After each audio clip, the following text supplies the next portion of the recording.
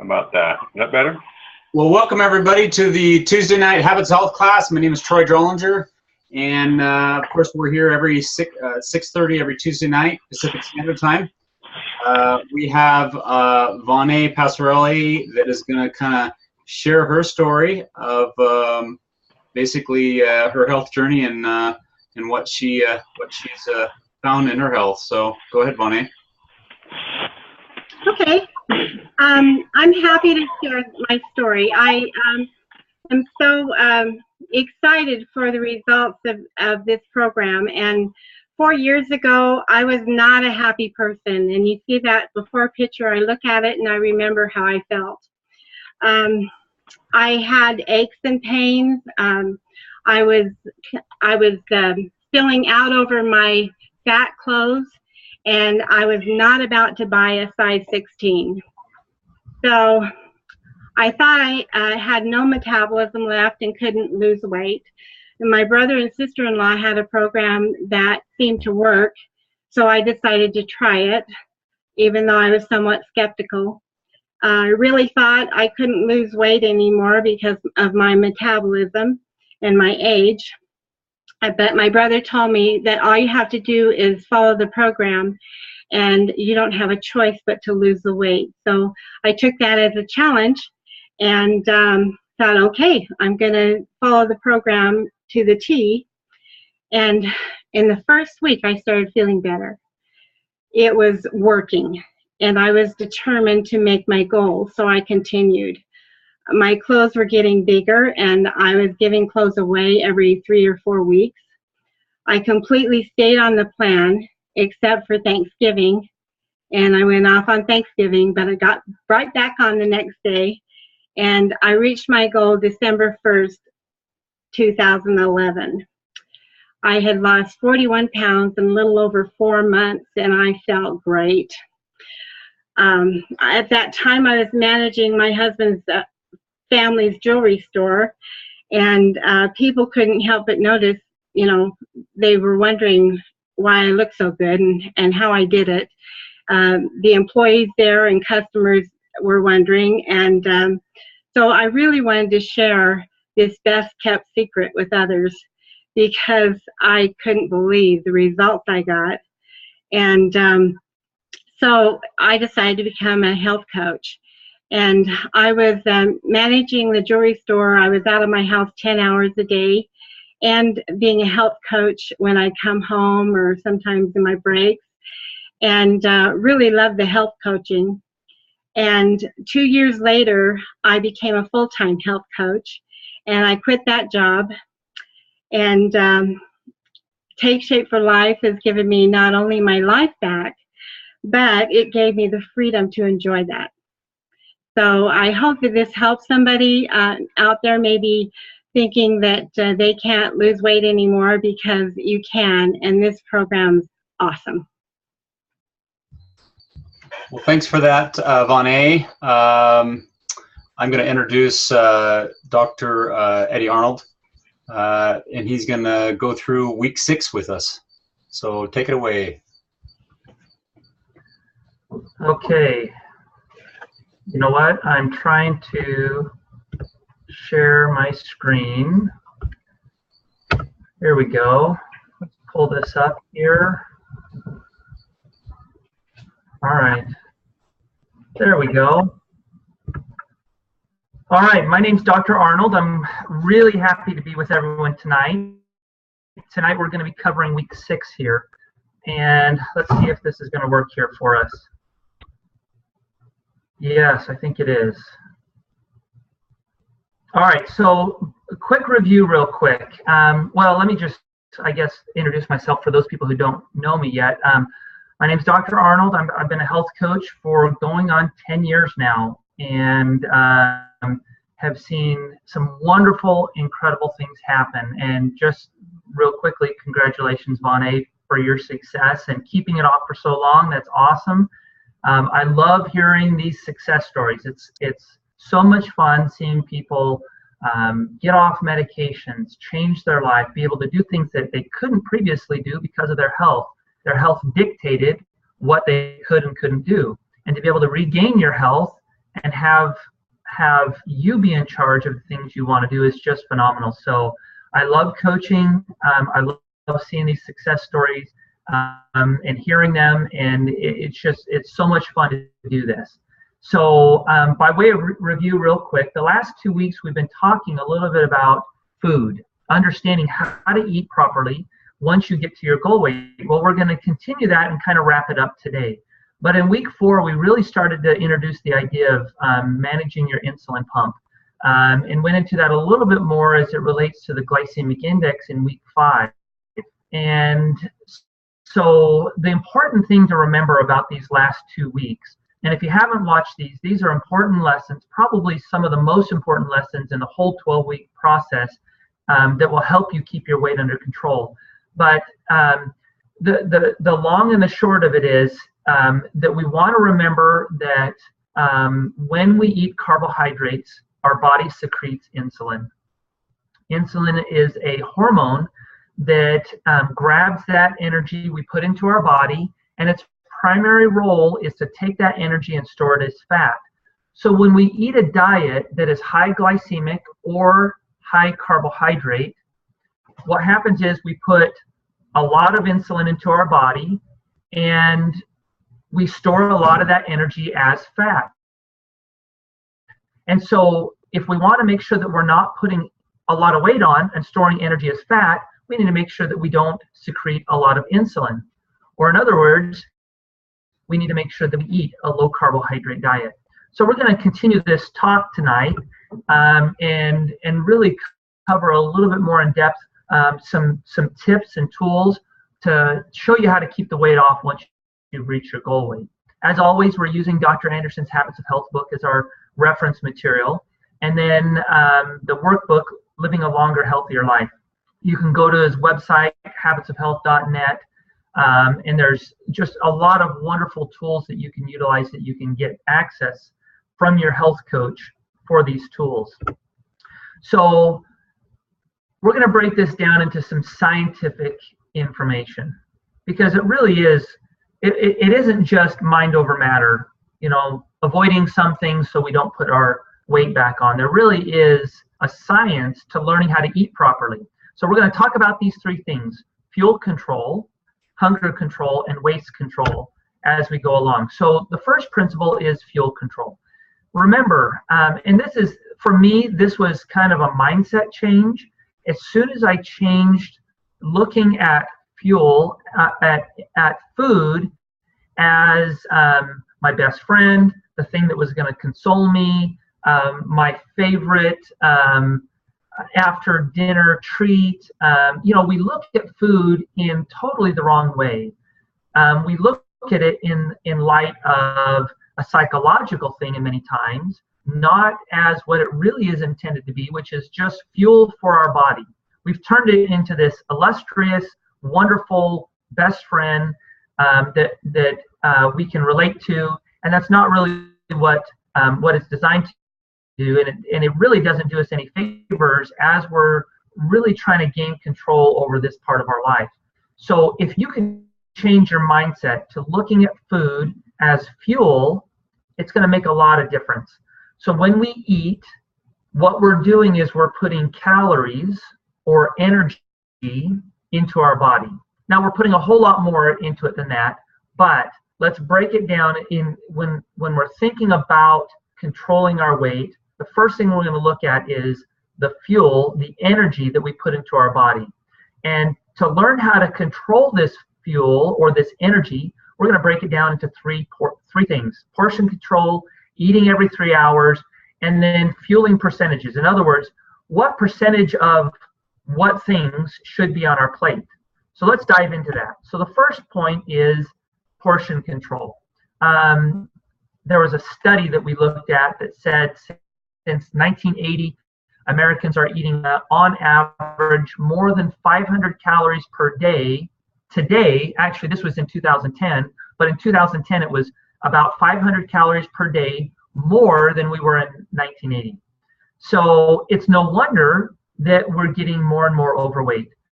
The other thing to consider about those extra calories are that they're not as healthy. They're not filled with protein and vitamins and minerals and fiber. They've really been stripped down in many instances to make them cheaper and easier to produce while still maintaining their taste. So when we start to look at portion control, the best and easiest thing to do is to start to use a 9-inch plate rule. So if you have 12-inch plates, what you'll typically see is the inside part before the edges start to rise up. That's the 9-inch plate. You can also, if you really want to just get down to the nitty-gritty and really control this 9-inch plate, you can go buy 9-inch paper plates, and they're already set up. In fact, a lot of times you can find them where they look like this, where they're already portioned off. And we'll talk about the portions here, but eating a 9-inch plate and having 1 serving per meal, it really simplifies the process of controlling what we eat. Eating every 3 hours, you're learning how to do it while you're on the program. There's a lot of benefits to eating every 3 hours. First of all, it's not just eating every 3 hours, because we can eat Krispy Kreme donuts every 3 hours and really put ourselves in a really bad place with our health. So what we want to do is we want to eat every 3 hours and pair that with low glycemic food. Food that's high in protein, low in carbohydrates, high in fiber, low in sugars, fats, things like that. So first of all, here's some of the benefits. When we eat every 3 hours, we're talking about small, low glycemic meals. It turns off the insulin pump and fat storage. Remember, high insulin equals fat storage, low insulin equals fat burning. It helps us keep an even energy source. When insulin's low, we process that food slower, and if we're eating small, healthy meals every 3 hours, we're going to be burning energy all day long and feeling good. So we're not going to have these big peaks and valleys where we're going to go through energy spikes. We're going to feel good throughout the day. So I'm sure many of you, as you've enjoyed this program where you're losing weight and you're getting healthy, many of you have probably noticed that you don't hit that 1 o'clock or 2 o'clock wall anymore, where you're ready to take a nap. Or when you get home from work, that's it, you're done. You've expended all the energy you have and you're ready to go to bed.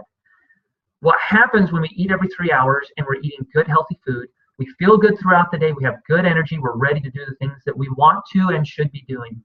Also, it helps us to avoid wide swings in our glucose levels, which helps us control cravings. So when insulin levels rise and drop and our blood sugar rises and drops in succession with that insulin level, we start to have cravings. When our blood sugar starts to bottom out, our body is starting to tell ourselves, eat something sweet, so that it can get some more energy into it, so that we get out of that bottom, that valley. So if we eat good, healthy, low glycemic meals every 3 hours, we're not going to have those peaks and valleys. We're not going to have the cravings. It really helps us to reduce or eliminate those things that used to get us in trouble, where we found ourselves suddenly with something that we shouldn't have been eating, and we regret that. And it's all because we react, or used to react, to hunger rather than think of this as it's time to fuel my body. All right, so the next step, fueling percentages. Just like, I'm going to actually go back to that 9-inch plate because it's actually a really good visual here. I like this. So like I said, you can actually buy paper plates that have these dividers in them already. Now this is, keep in mind, this is once you've reached your healthy weight, you've transitioned off the program and you're in maintenance. When we're eating, 50% of our food should be vegetables and fruits. And I would say by far the majority of this 50% should be vegetables, not fruits. We still want to eat healthy fruits. There's a lot of great benefits to eating fruit, and frankly, they taste really good. But we don't want to go on an all fruit diet. Remember, fruit is high in sugar, and so we don't want to overload our system with that sugar.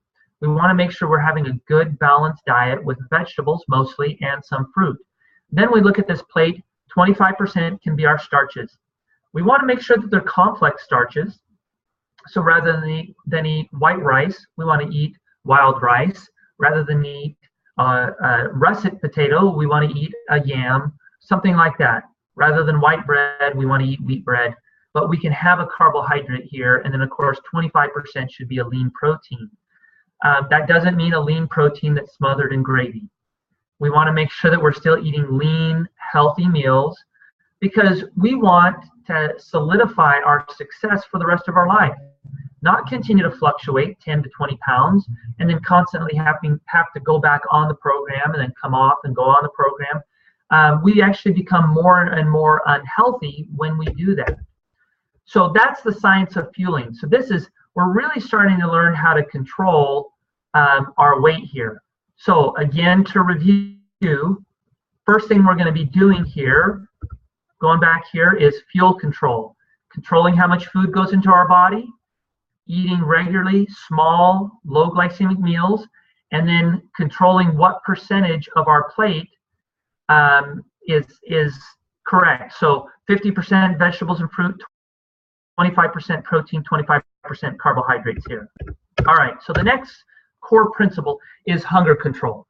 And what we're talking about, satiety means hunger control. The satiety center of our brain is where our brain tells us whether to eat or not. Now, when we eat a high carbohydrate diet and our insulin gets produced in high levels, that satiety center doesn't work very good. In fact, it stops telling us that we should stop eating. In fact, there's a lot of things that kind of shut that off to where we no longer are sensitive to being full.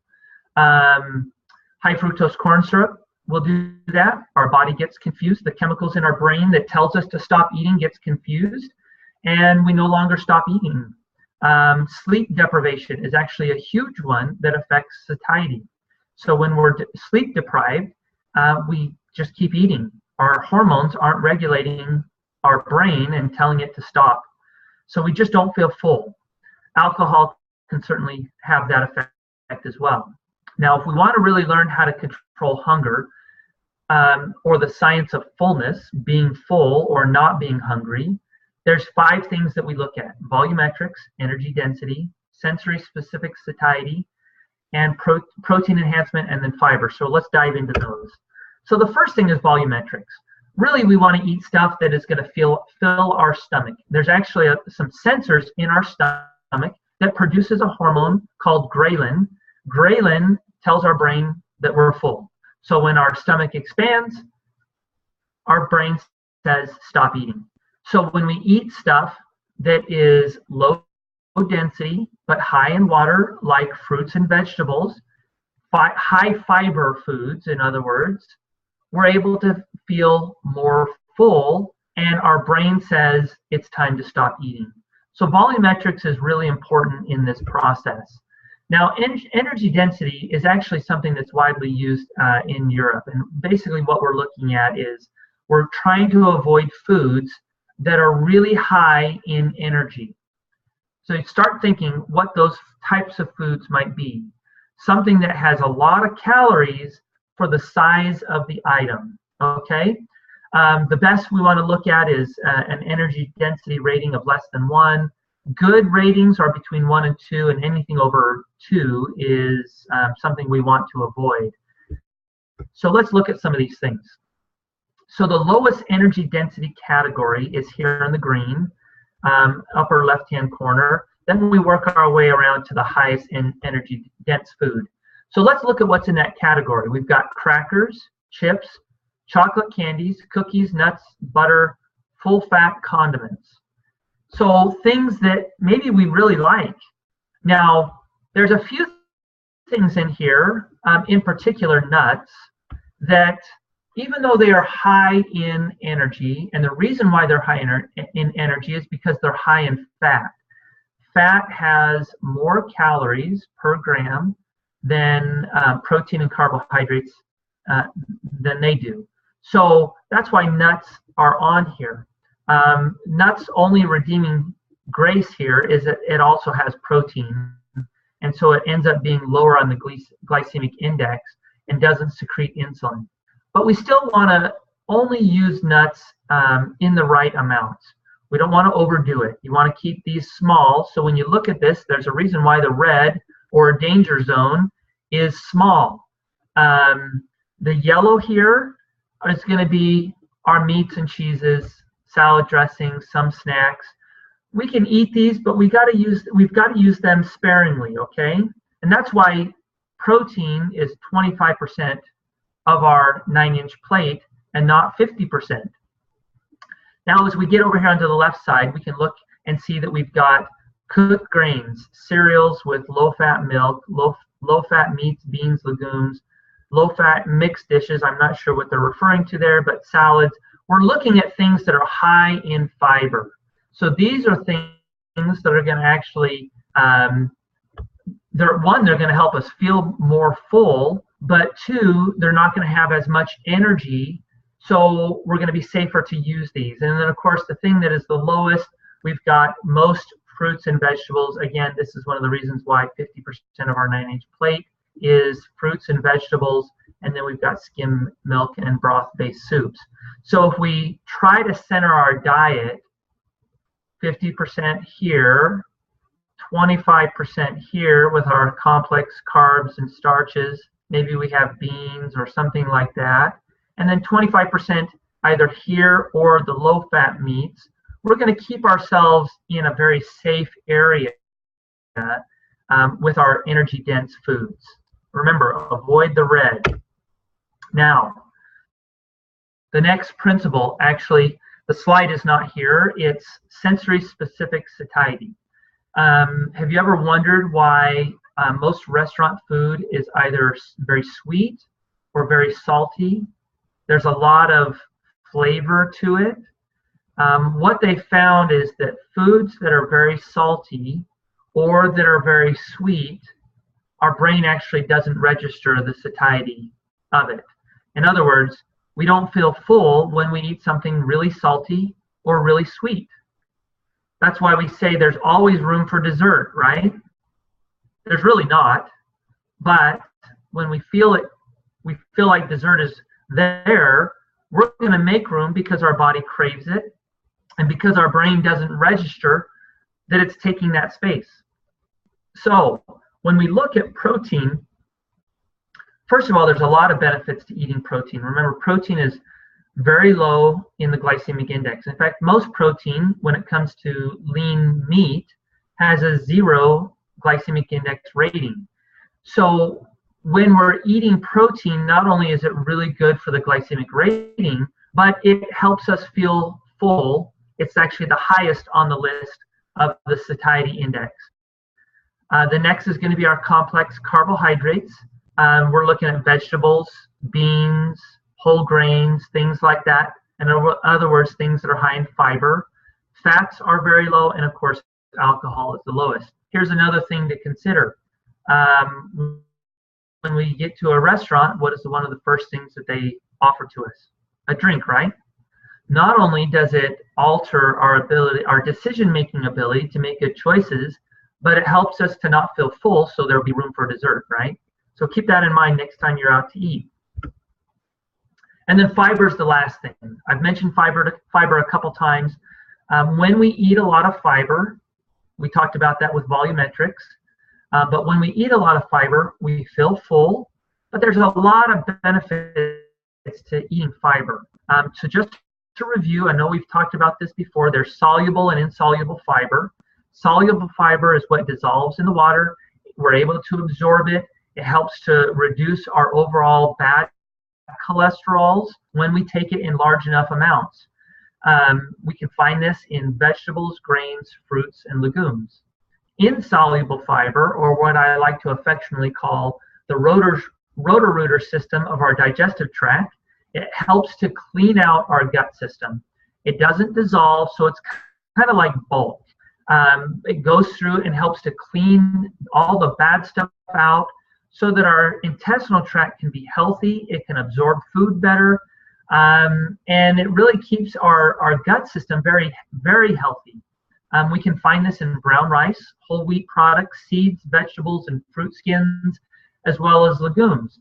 So once you're off the program and you've transitioned and you're maintaining your goal weight, I would really encourage you to include beans or legumes in your diet as your complex carbohydrate, the starch section of your plate. Yes, there's protein there. Yes, there's fiber there. They're healthy, and there's so many great things you can do with it. We could probably talk for a whole hour just on that one topic alone. The other thing to consider is, are we dehydrated? Remember, 30% of the time we mistake thirst for hunger. Water is so important to our body. It facilitates the removal of toxins. It helps us to minimize fatigue. It's actually one of the biggest reasons why people on the program plateau is that they're not drinking enough water. But we can have more energy when we're properly dehydrated. And for those of you with teenagers, you might actually think that the bottom item here is incorrect, but we lose nearly 12 cups of water per day through urination, breathing, and sweat from the soles of our feet. I think my teenagers lose it all from the soles of their feet. At least that's the way it smells. So keep yourself hydrated, not just when you're on the program, but for life. Everything functions better when we drink water properly. Now, waste control. Now, this is a little bit of a confusing diagram here, and I'm just going to kind of throw this aside here and just say, when we're carrying around extra fat, there's a lot of bad things that accompany it. But the biggest thing is it requires more energy for us to carry that fat. Every pound of fat has a mile of capillaries in it, and basically what happens is our body works harder to have that fat, and not in a good way. So when we store fat, we're going to become more unhealthy. We're at higher risk for a whole lot of disorders. So the best thing that I would suggest here is get to your healthy weight, keep your waist size in control, and don't go back and put the weight back on. Now, two key things to maintaining your healthy weight. Remember, energy balance and then proper motivation. So we're going to hit each of these real quick. Energy balance. So what we're talking about is total energy expenditure. We're going to talk more in depth about this next week, but I'm just going to introduce this idea. There's three main components to total energy expenditure. In other words, how many calories does our body use during the day? Most of that energy expenditure is found here in the basal metabolic rate. 60 to 75% of our calories are used here. Now what that means is, just because we're alive, our body is going to burn a certain amount of calories. A lot of that comes from our brain. Our brain uses a lot of those calories, and then the muscle we have uses a lot of calories. This is pretty much a fixed number. Unless you put on a lot of muscle or find a way to think really hard all day long and burn extra calories there, this is pretty much a fixed number. It's not something we change very easily. The next thing, which has a little more of adjustment, is the thermic effect of food. In other words, some food requires more energy to burn than other food. Krispy Kreme donuts, hot out of the oven when it melts and you don't even have to chew, doesn't require a lot of calories to digest and process that energy you just put into your body. But a nice sirloin steak that is full of protein takes a lot of energy to break down. So when we really follow this 9-inch plate rule and we're eating 50% of our plate is vegetables and fruit, 25% is our protein, and 25% are complex carb or starch, we have a diet that is high in fiber, which is hard to break down and requires more energy, and high in protein, which is hard to break down and requires more energy. So when you focus on eating that way, we're going to burn more calories. And then the last thing, which is the most highly variable of all three of these, is our physical activity level. We're going to go into great detail into this category over the next couple weeks. But for tonight, what we're talking about here is movement, both inside and outside of the gym. Walking, working out, riding a bike, doing all those things. The last thing to talk about real quick is having the proper motivation. Most of us started the program all the way to the left here at our starting point where we were overweight. We were in a fat storage state. We started the program when we started to get healthy. We started to lose weight. Our current reality right now may be somewhere in that process of reaching a healthy weight. We're burning fat. We're learning how to create long-term health. What we want to do at that point is understand total energy expenditure, understand what kind of lifestyle to live long-term so that we can be active, we can burn those calories, we can eat properly, we can develop what's over here on the right side, the optimal health category, which is having the lean body, living the habits of health, and optimizing our energy intake. When we do that, we're not going to have to worry so much about the pound or two plus or minus on the scale. We probably won't even get on the scale. I don't get on the scale because I live these things and I don't have to worry about it. I exercise, I eat right, and that's really where we want everyone to go. We want you to be able to be in control of your health and not worry and fret about it, but just be able to live life and do the things you want to do because you can. I appreciate you guys being on here tonight. Thank you so much for being here. I'm going to turn the time back over to Troy. Thanks, Eddie, for that. That was very informative. Hopefully, everybody that's watching tonight, and of course the recording too that we'll have, really got a lot out of that. I think there's a lot of packed information in this week 6 that we just went over. And again, Eddie, I appreciate your time and your definitely taking your time out from your day to facilitate the class and kind of move hopefully people forward in their health. And everybody have a great week, and we will see everybody next Tuesday night, 6:30 Pacific time.